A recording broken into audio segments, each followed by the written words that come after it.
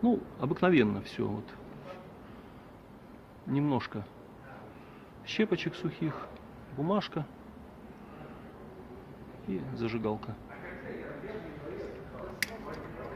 Да, подольше подержи, не стесняйся.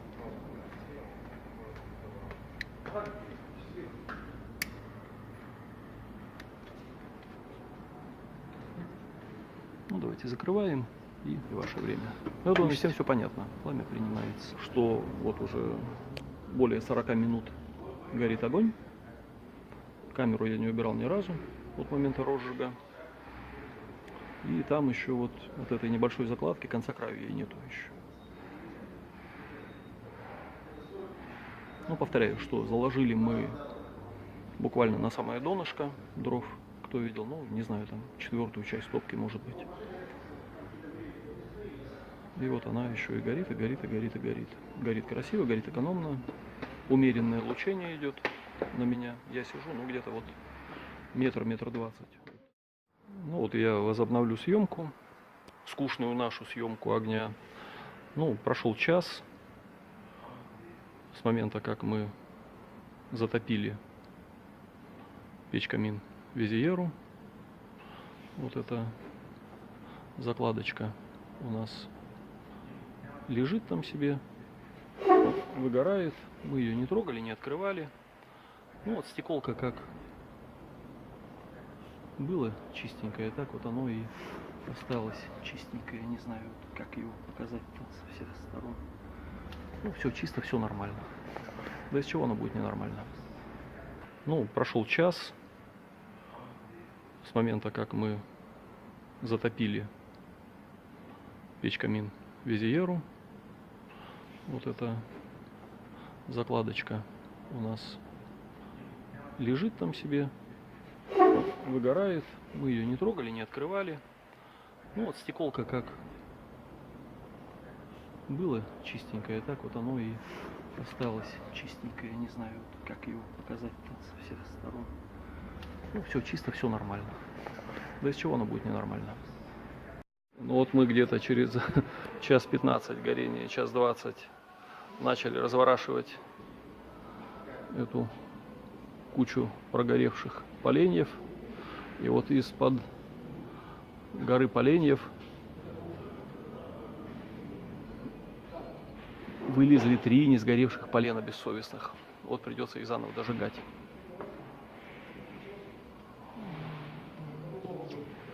Повторяю, что камера немножко почему-то пламя темнее делает, хотя на самом деле оно поярче визуально.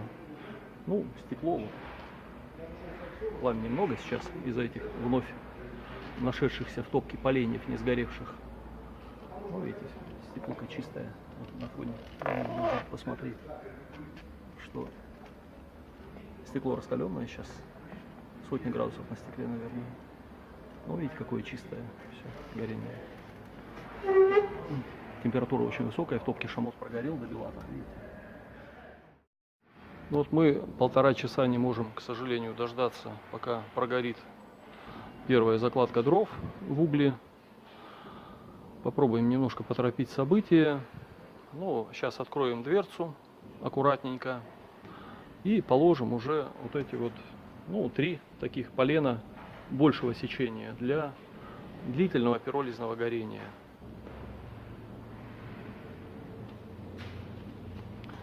Сейчас вот открываем дверь, аккуратно, тихонечко.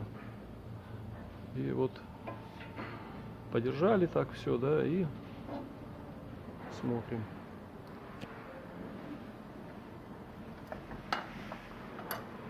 А теперь вот на эти уже дрова, полуугли подкладываем крепкие поленья, которые под воздействием углей начнут выделять пиролизные газы. Мы закрываем подачу нижнего воздуха, открываем подачу верхнего воздуха и закрываем шибер на 75%. Вот.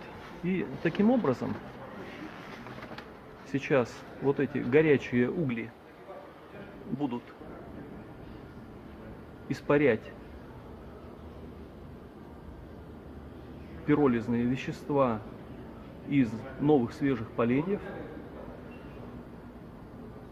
И снизу пламенного горения почти не будет, потому что воздуха мало. Не то, что совсем нет, но мало. А сверху выделяющиеся пиролизные газы, ну, будут сгорать вон там. Ну, к сожалению, светло и не очень видно. Ну, вот сейчас они будут приниматься, эти дровишки, на углях.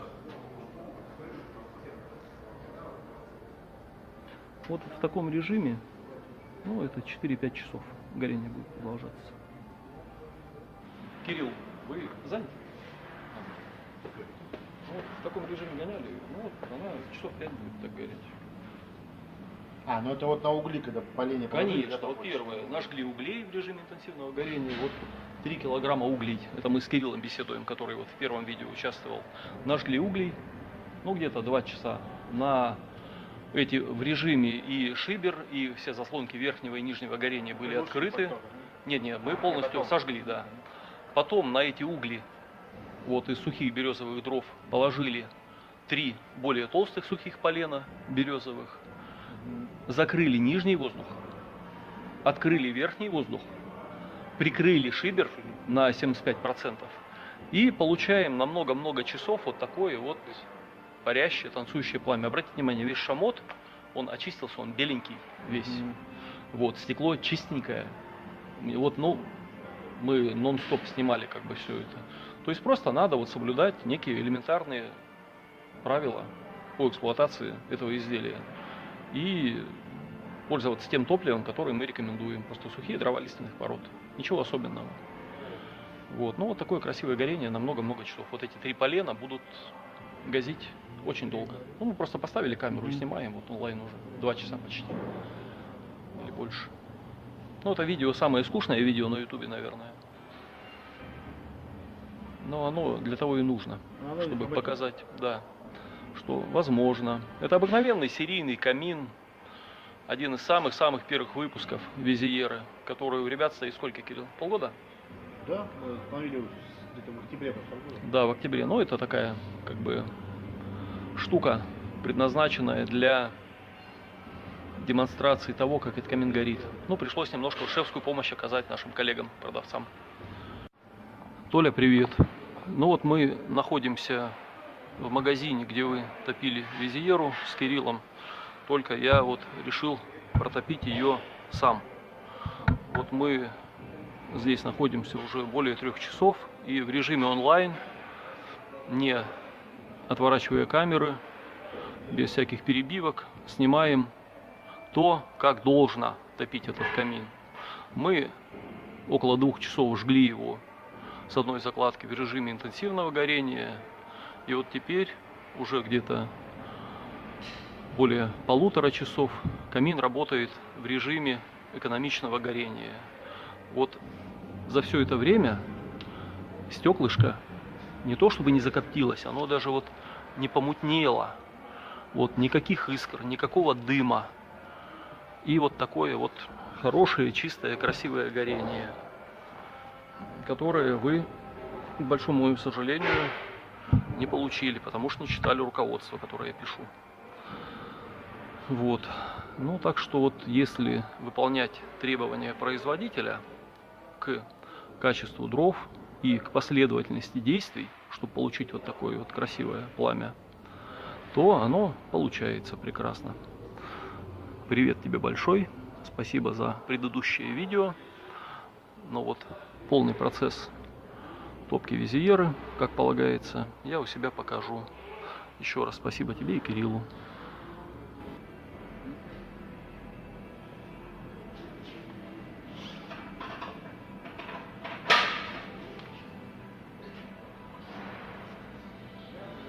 Немножко добавил нижнего воздуха, чтобы чуть повеселее горело.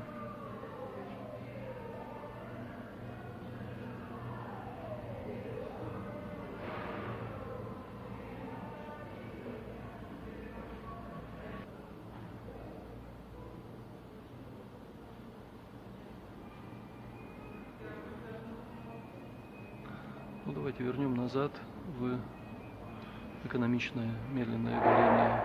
Для этого справа прикроем нижний воздух и уменьшим сечение дымохода шивером.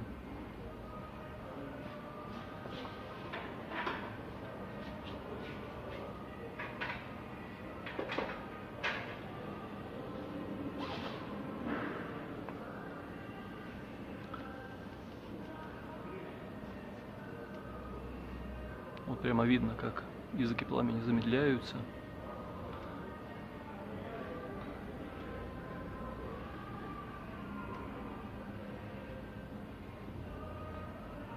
И горение перемещается, ну, больше в верхний ярус топки.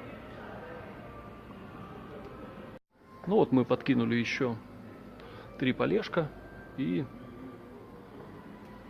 перевели печь в режим интенсивного горения. Тоже очень красивая картина. Сейчас лучит очень сильно.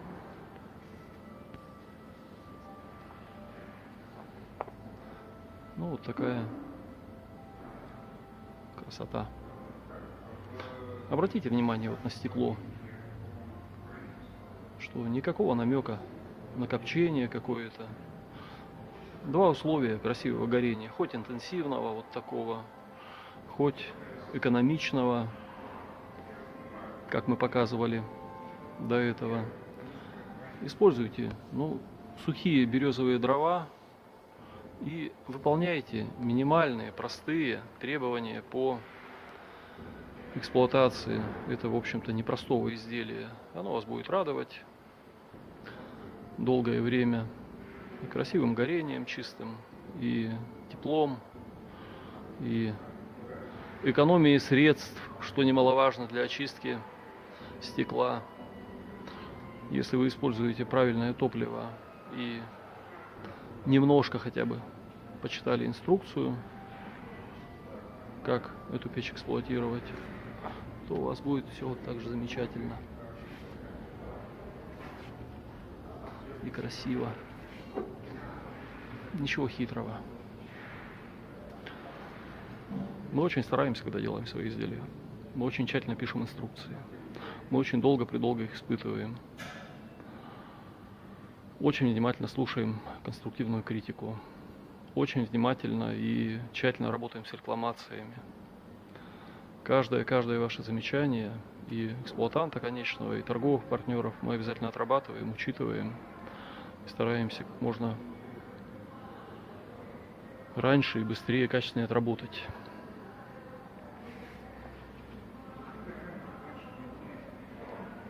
Ну вот это после съемки длительного горения.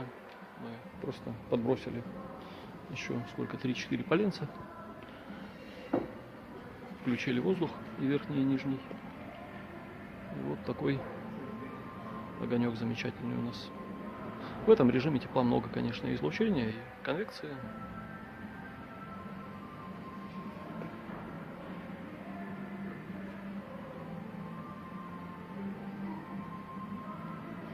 Мы показывали вам розжиг, показывали интенсивное горение, показывали перевод в экономичное облачное горение. Но это такой вторичный подброс 3-4 полешек на прогоревшие угольки. Мы видим, что стекло остается абсолютно чистым во всех режимах горения, и в медленном горении, и в интенсивном. Шамот сперва коптится, потом до бела выгорает. Ну, краска печи, в общем, такая устойчивая. Ничего с ней особо не делается. Стекло, видите, вот пытаюсь показать чистоту стекла.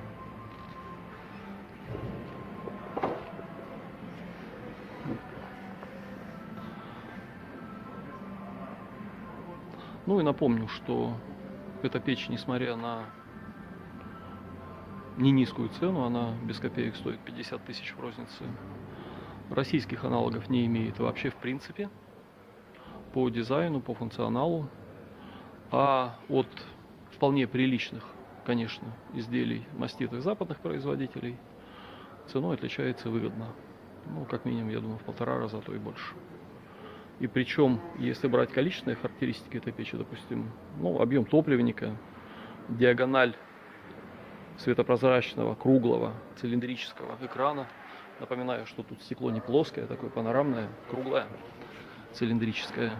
То сравнивать придется с гораздо меньшими печами импортными.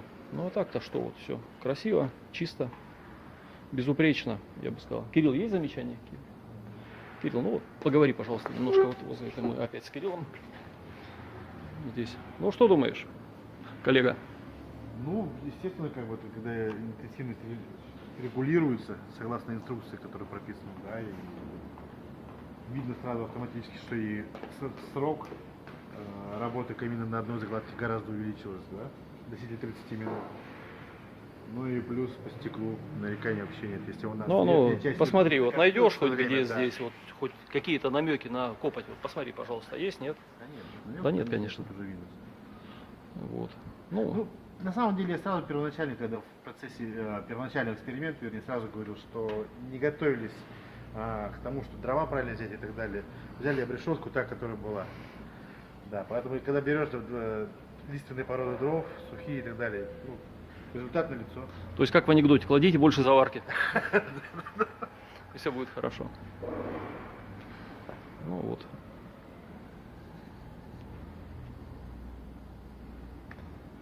Кирилл, перекрой, пожалуйста, нижнюю подачу сейчас вот, слева. Ага. Так, шибер. Открыт, закрыт. Ага, и шибер закрыт. Ну, вот. Таким образом, вот печь переводится в режим экономичного горения. Видите, пламя постепенно снизу переходит в верхние ярусы топливника. Вот видите, прекращается горение снизу, и такое облако пламени сверху перемещается. Вон как красивенько, да? Кирилл, видишь? Да. Ну вот.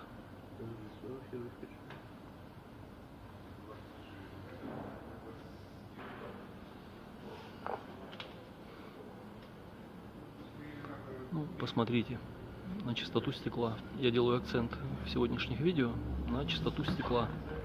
Стекло чистое, как слезинка младенца просто. Вот. Абсолютно чистое. И не может быть иначе, если топливо хорошее и эксплуатация поры